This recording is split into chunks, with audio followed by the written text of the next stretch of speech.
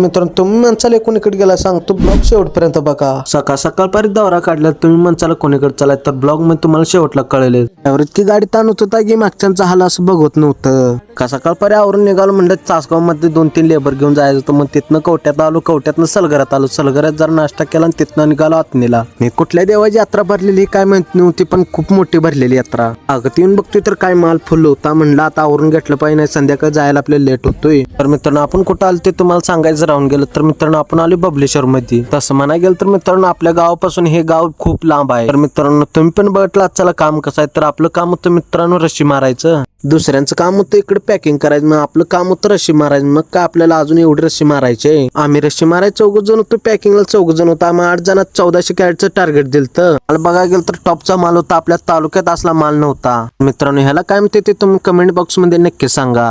Packing करून जास्त crate ठेवलं म्हणलं आपण पण लवकर रशी मारून घ्यावं. पण काय करायचं आपल्याला स्टिकर पण लावायचं होतं. इकडे आम्ही रशी मारली की डायरेक्ट बागातनं माल काढला की डायरेक्ट लोडिंगलाच होता. मालकाची पण लेबर फुल होती त्यामुळे यंत्रणा टाईट होती. कॅरेट पॅकिंग करून रशी मारून झालं त्यातलं 200 कॅरेट राहिलेलं. काय पॅकिंग केलं रशी मारली आणि गेलो बा हातपाय धुवायला. तर मित्रांनो आपल्याला घरला जायला खूप वेळ लागेल. मित्रांनो भेटूया आपण पुढच्या ब्लॉग मध्ये.